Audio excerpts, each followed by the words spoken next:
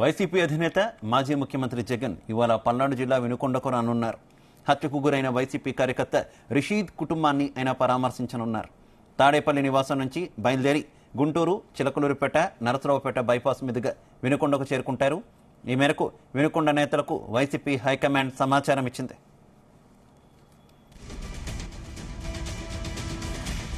Rashid YCP కార్యకర్తని party కోసం చురుగ్గా పనిచేస్తున్నారన్న కారణంగా నరికి చంపేశారని, ఆ వ్యక్తిగత కక్షల వల్ల ఈ హత్య జరిగిందని పోలీసులు చెబుతున్నారు. కానీ అది రాజకీయ దాడేనని వైసీపీ ఆరోపిస్తోంది. అందుకే బెంగళూరులో ఉన్న జగన్ గురువారమే ప్రత్యేక విమానంలో విజయవాడ చేరుకున్నారు. బెంగళూరు నుంచే పార్టీ నేతలతో చర్చించిన తర్వాత వినుకొండ పర్యటనను ఖరారు చేసుకున్నట్టుగా తెలుస్తోంది.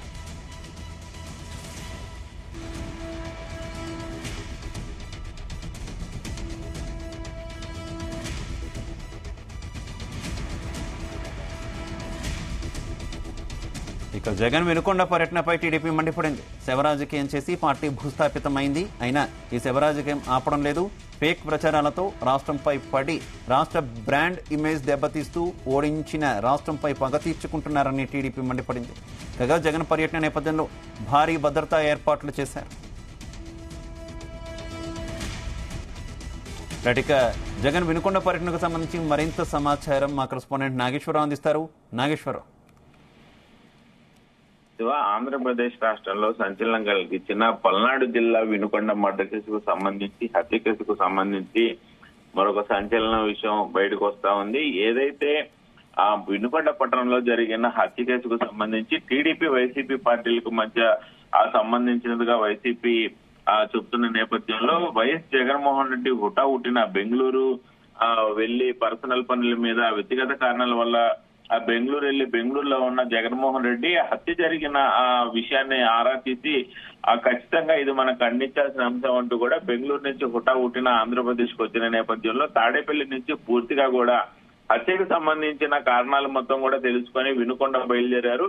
అయితే వినుకొండ నియోజకవర్గంలో జరిగిన హత్య రాష్ట్ర వ్యాప్తంగా సంచలనం కలిగించినప్పటికీ ఎస్పీ, ఐజీ ఇద్దరు కూడా మీడియా సమావేశం ఏర్పాటు చేసిన అనంతరం కూడా ఇది ఖచ్చితంగా వ్యక్తిగత కారణాల వల్ల జరుగుతుందని చెప్పి తెలిపారు. అయితే వ్యక్తిగత కారణాల నేపథ్యంలోనే ఈ హత్య జరిగిందని ఇద్దరు అధికారులు కూడా తెలపడంతో ఒకసారిగా రాజకీయ పరిణామాలన్నీ కూడా అయితే గత 2 రోజులుగా కూడా ఇది టీడీపీ, వైసీపీ పార్టీల మధ్య వ్యక్తిగత వైరాన్ని పెంచే విధంగా ఉందని, హత్య రాజకీయాల్ని టీడీపీ ప్రభుత్వం ప్రోత్సహిస్తుందంటూ కూడా వైసీపీ నాయకులు పెద్ద ఎత్తున టీడీపీ మీద దాడి చేశారు. ఈ నేపథ్యంలోనే మాజీ సీఎం జగన్మోహన్ రెడ్డి పల్నాడు జిల్లా వినుకొండకు రానున్నారు. అయితే హత్యకు గురైన వైసీపీ కార్యకర్త రషీద్ కుటుంబాన్ని ఆయన పరామర్శించి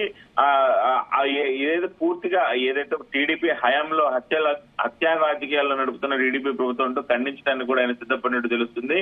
ఈ నేపథ్యంలోనే తాడేపల్లి నివాసం నుంచి బయలుదేరి గుంటూరు, చిలకలూరుపేట, నరసరావుపేట బైపాస్ మీదుగా వినుకొండ చేరుకున్న నేపథ్యం. ఈ మేరకు వినుకొండ నేతలకు కూడా వైసీపీ హైకమాండ్ పూర్తి సమాచారం అందించడంతో వినుకొండ వైసీపీ నేతలందరూ కూడా చిలకలూరుపేట, అలాగే నరసరావుపేట, వినుకొండ వైసీపీ నేతలందరూ కూడా అలర్ట్ అయిన పరిస్థితి ఉంది. జగన్మోహన్ రెడ్డికి స్వాగతం పలుకుతూ కూడా ఈ హత్య రాజకీయాలను ఖండించే విధంగా కూడా పెద్ద ఎత్తున తయారవుతున్నట్లు కూడా మనకు అర్థమవుతా ఉంది. అయితే రషీద్ వైసీపీ కార్యకర్త అని పార్టీ కోసం చురుగ్గా పనిచేస్తున్న కారణంగానే అతను నరికి చంపేశారని వైసీపీ పార్టీ ఆరోపిస్తున్న నేపథ్యంలో వ్యక్తిగత కక్షల వల్లే ఈ హత్య జరిగిందని పోలీసులు ఓ పక్క చూస్తా ఉన్నారు. అయితే రాజకీయ దాడేనని వైసీపీ అంటుండగా ప్రత్యేక విమానంలో విజయవాడ చేరుకొని అక్కడి నుంచి తాడేపల్లి చేరుకున్నారు జగన్మోహన్ రెడ్డి.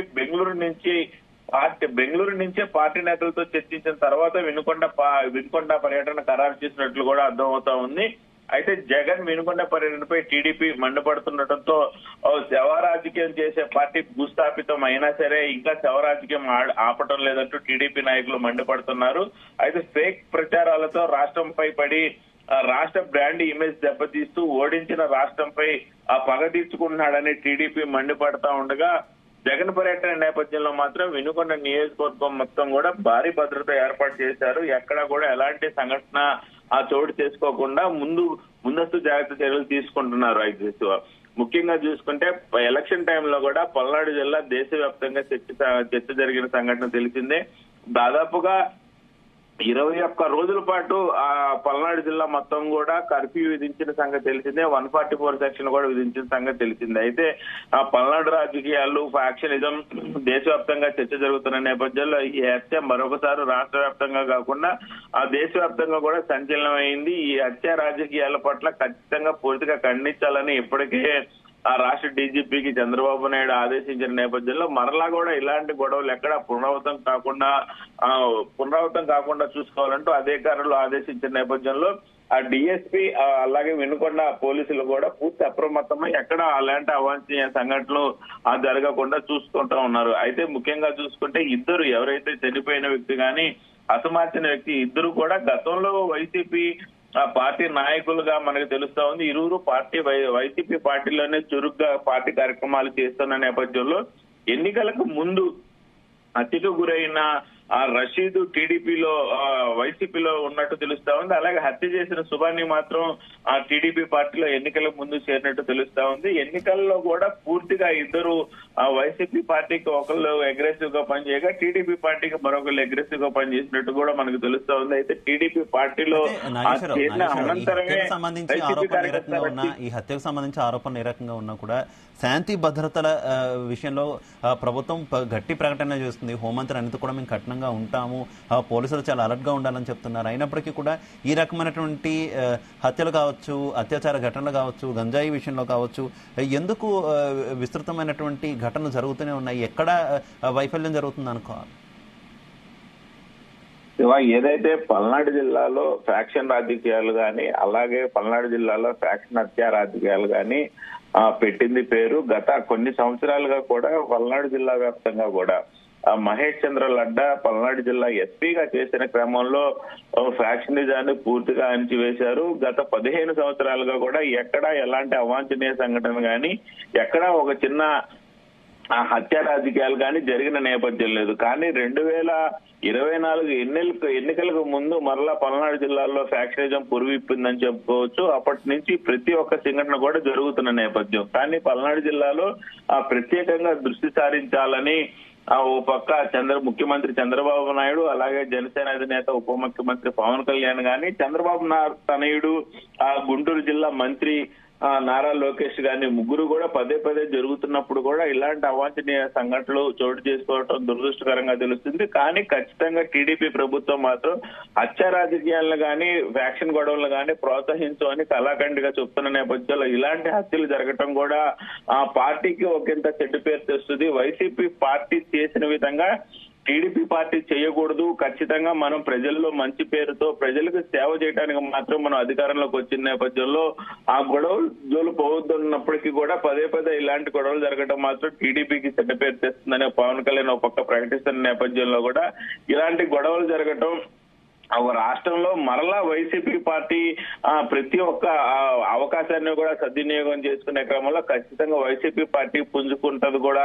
ఆ వైసీపీ పార్టీ నాయకులు బయటకు వచ్చే అవకాశం ఉన్నప్పుడు కూడా వైసీపీ పార్టీ వృద్ధి చెందుతుంది, మళ్ళీ అభివృద్ధి చెందుతుంది అన్న కోణంలో కూడా లోకేష్ పదే ప్రతి ఒక్కరు కూడా చెప్తున్న పరిస్థితి. ఎక్కడా కూడా వైసీపీ పార్టీని బయటికి రాకుండా చేయాలని అంటే టీడీపీ నాయకులు ఎవరు కూడా చిన్న చితకా గొడవలు కానీ హత్య రాజకీయాలు కానీ ప్రోత్సహించొద్దు, అలాంటి గొడవలు చేయొద్దు. ప్రతి ఒక్కరు కూడా ప్రజల్ని అభివృద్ధి పరచడానికి రాష్ట్రాన్ని అభివృద్ధి పరచడానికి ప్రజల్ని ముందుకు తీసుకెళ్లడానికే మనం ప్రతి ఒక్కరు పనిచేయాలని చెప్తా ఉన్నప్పటికీ కూడా ఇలాంటి హత్య రాజకీయాలు జరగటం దురదృష్టకరమని టీడీపీ నాయకులు మరో పక్క చెప్తా ఉన్నారు. Shiva. Okay thank you Nageswara. మరోవైపు వినుకొండలో జరిగిన మర్డర్ కేసులో అన్ని కోణాల్లో దర్యాప్తు చేస్తున్నామన్నారు ఐజీ సర్వశ్రేష్ఠ త్రిపాఠి. ప్రస్తుతం నిందితుడు అదుపులో ఉన్నాడన్నారు. మర్డర్ కేసులో వ్యక్తిగత కారణాలే కనబడుతున్నాయని మరింత లోతుగా విచారించి బాధ్యులు ఎవరైనా కఠినంగా శిక్షిస్తామన్నారు జిల్లా SP Srinivasarao. Crime number 184/24 under section 103 read with 3 and 5 BNS section లో రిజిస్టర్ చేయడం జరిగింది. ఈ సంఘటన ముందు కూడా కొన్ని కేసులు ఉన్నాయి, కొన్ని బ్యాక్గ్రౌండ్ ఉంది. ఆ బ్యాక్గ్రౌండ్ కి కూడా మనం విచారిస్తాము. ప్రతి ఒక్క కేసుకి విచారిస్తూ ప్రత్యేకంగా ఈ కేసుకి అన్ని కోణాలతో మనం విచారిస్తాము. ఎవరెవరైనా దానిలో పాల్గొన్నారు అందరి మీద కఠిన చర్య మనం తీసుకుంటాము. All accused will be get arrested very soon. Already main accused ఎవరు ఉన్నారు మన పోలీస్ కస్టడీలో ఉన్నారు, వాళ్ళు కూడా మనం విచారిస్తున్నాను. అట్ ది సేమ్ టైం బాగా క్లియర్గా నేను చెప్తున్నాను, పోలీస్ డిపార్ట్మెంట్ తరఫు నుంచి we are ready to take tough action against any such people those who are going to involve in any kind of crime. ప్రత్యేకంగా పల్నాడు డిస్ట్రిక్ట్లో మనం చూస్తున్నాను కొన్ని సంఘటన జరుగుతుంది. మనం అందరికీ వార్నింగ్ ఇస్తున్నాను, anybody who will be involving in any kind of such crimes we are not going to tolerate. మనం ఎవరికి వదిలిపెట్టము. ఆ క్రైమ్ వెనుక ఎవరైనా ఉంటే వారు కూడా మనం తీసుకువస్తాము, వారి మీద కూడా యాక్షన్ తీసుకుంటాము. ఆల్రెడీ కొంతమంది కూడా నేను హెచ్చరిక ఇస్తున్నాను దట్ వారు కూడా వారు ఎక్కడో ఉన్నారు, వాళ్ళకు మనం తీసుకువస్తాము, కోర్టు ముందు వారు అందరికి ప్రజెంట్ చేస్తాము. మనకి అక్కడ ఫిజికల్ సాక్ష్యం ఏమున్నాయి అది, దాని తర్వాత ఇంకా సర్కమ్స్టెన్షియల్ ఎవిడెన్సెస్ ఏమున్నాయి అది కూడా చూసుకుంటాము. టెక్నికల్ గా ఎవిడెన్స్ ఉంటే అది కూడా మనం సేకరిస్తాము. దాని వెనుక ఎవరైనా ఉంటే అది కూడా మనం చూస్తాము, that who is the person behind him. ఏదైనా ఉంటే ప్రతి కోణాలతో మనం విచారిస్తూ we will take very very tough action, దాంట్లో డౌట్ లేదు. వినుకొండ పట్టణంలో రాత్రి సుమారు 8 గంటల ప్రాంతంలో జిలానీ అనే వ్యక్తి రషీద్ అనే వ్యక్తిని చంపడం మనందరం కూడా చూడడం జరిగింది. ఈ కేసుకు సంబంధించి నేపథ్యాన్ని గమనిస్తే ఇందులో ఉన్నటువంటి అక్యూజ్డ్ ఎవరైతే ఉన్నాడో జిలానీ మీద 3 కేసులు రిపోర్ట్ అయి ఉన్నాయి. అట్లాగే డిసీజ్డ్ రషీద్ మీద ఒక 2 కేసెస్ రిపోర్ట్ అయి ఉన్నాయి. వీళ్ళిద్దరికీ కూడా గతంలో వైరం అనేది వీళ్ళిద్దరి మధ్యన కూడా ఉంది. సుమారుగా 2022కి ముందు ఈ పిఎస్ ఖాన్ అనే వద్ద వీళ్ళిద్దరూ కూడా కలిసి ఆయనతో పాటు ఉండడం జరిగింది. 2022 తరువాత వీళ్ళిద్దరి మధ్యన వైరుధ్యం పెరిగి వేరువేరుగా వెళ్ళిపోవడం అనేటువంటిది జరిగింది. ఈ వెళ్ళిపోవడం జరిగిన క్రమంలో ఒకళ్ళ మీద ఒకళ్ళు గ్రడ్జ్ పెంచుకోవడం జరిగింది. ఇందులో అక్యూజ్డ్ ఏసీ మెకానిక్ గా పనిచేస్తున్నాడు. డిసీజ్డ్ వైన్ షాప్ లో సూపర్వైజర్ గా పనిచేయడం అనేటువంటిది జరుగుతుంది. నిన్న వైన్ షాప్ దగ్గరికి వెళ్లి అక్యూజ్డ్ తనతో పాటు తెచ్చినటువంటి కత్తితో అతని మీద దాడి చేయడం జరిగింది. అయితే దీనికి సంబంధించి ఇతర వ్యక్తులు ఇంకొక 6 కూడా అక్యూజ్డ్ తో పాటు ఇంకొక 6 కూడా ఉన్నారని చెప్పి రిపోర్ట్ ఇవ్వడం జరిగింది. సీసీ కెమెరాస్ తర్వాత సిడిఆర్ అనాలిసిస్ అవి కూడా చేస్తున్నాము. చేసి దాని ఆధారంగా